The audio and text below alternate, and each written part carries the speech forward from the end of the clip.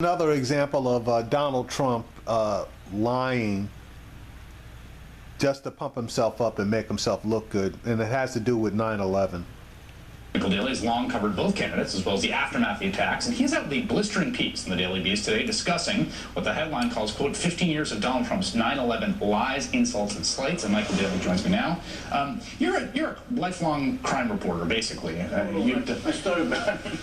When I started, there were 2,000 murders a year in this town, so I mean, I covered crime the way you'd cover war for a little one. And you've been a New York reporter, the Daily News, for years. What prompted you to write this piece, the Daily Beast? What got me going was back in February during the Republican debates. Trump said, I lost hundreds of friends on 9/11. Hundreds. Right? And I'm thinking that of all the funerals I went to after that, I never saw him. I never heard anybody talk about him. I never heard of anybody saying, oh yeah, that guy was a friend of Donald's, or I saw Donald at the wake, or Donald gave a call and asked her if she needed anything. I didn't hear his name once. So I'm thinking, how could that be? So I reached out to his organization. I said, can you name just one? I mean, because I thought it also might be interesting to, you know, this person was a friend of Donald, and, you know, nothing. And it just kind of stayed with me, you know. I mean, there are a lot of things you don't do, and one of them is you don't lie about people who died on that day.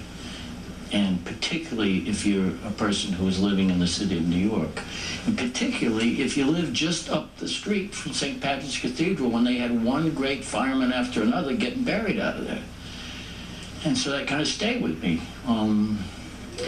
There's some other things he was saying, you know, that he saw thousands of Muslims cheering, saw news footage of thousands of Muslims cheering in New Jersey the attack on the World Trade Center.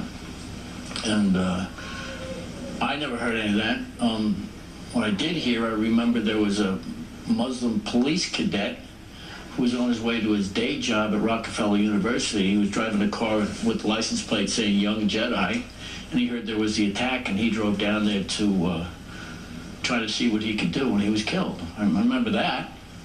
I don't remember the cheering Muslims. And then he talked about how he watched the people jump from his window at Trump Tower 4 miles away. And I'm thinking, when I was down there that day, and even when you're right by the tower, when they're up there, they're not, you know, they're very small. Yeah. And unfortunately, it became bigger. And that stayed with me. And then I was trying to see if he had ever given any money to anybody at 9/11. I came across one report in the New York Post that he had promised, this was right after the Trade Center, that he had promised to donate $10,000 when he called into the Howard Stern show to Rudy's Twin Towers Fund. I thought, oh, okay. But I didn't see any trace of that. You haven't been able to track down that donation? No, I haven't. I mean, the Twin Towers Fund, that's closed, so it's hard to go back the other way. But the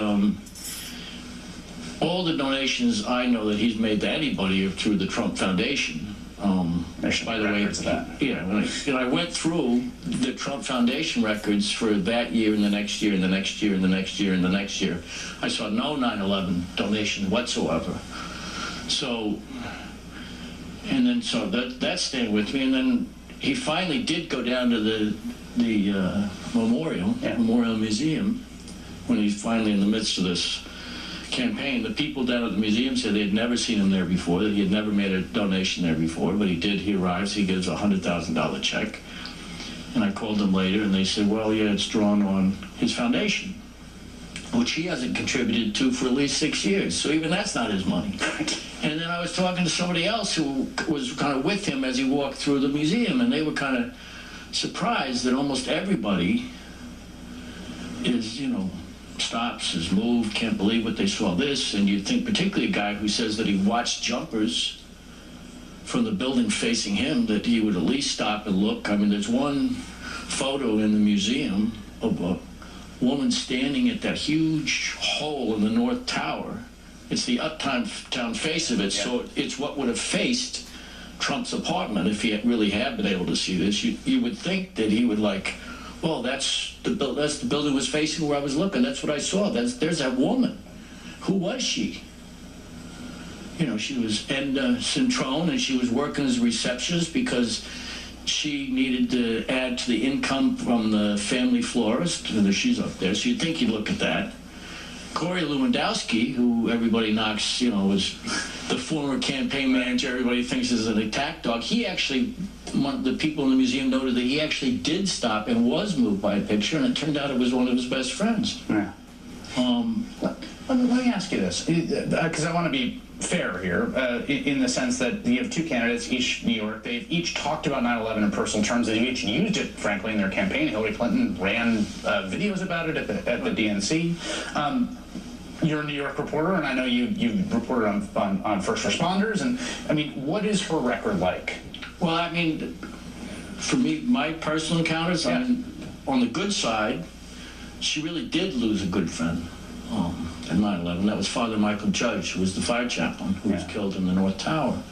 She had to become friends with him because at the White House prayer breakfast, I think 1998, the Star report's coming out and they say, "Come on, you're going to put next to the First Lady when they're talking about Monica, right?"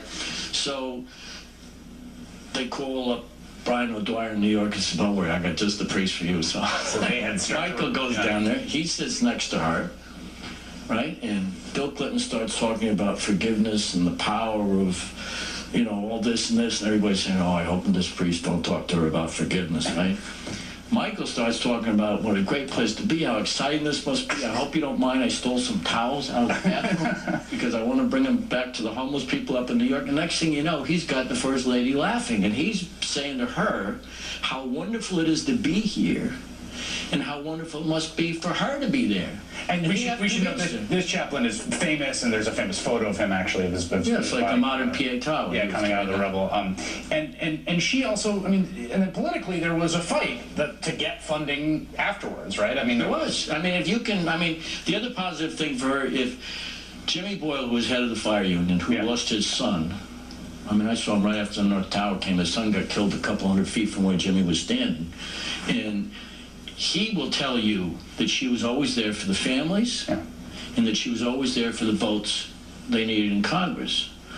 The negative side, you might, if you want to kind of look around to be as balanced as you possibly can, that as the Democratic convention was approaching, Jimmy Boyle got a call saying, what do you think about her? And he said, well, she was great. He said, would you make a video? He said, sure. Would you come down and appear at the convention? He said, sure. And then he said, but you'd have to fly me down. And they said, wait a minute, your cell phone's a New York number. He said, well, actually, I moved up to Rochester. You'd have to fly me down. Oh, we'll get back to you. And no one ever called him back. So you don't slight Jimmy Boyle. Yeah, you do not do that in the city of New York. He is a sainted man. You don't do that. Michael Daly, what a pleasure it is to have you here and listen to your recollections. I really appreciate it. Thanks. Yeah, I just wanted to put the entire clip in just in the interest of fair and balanced.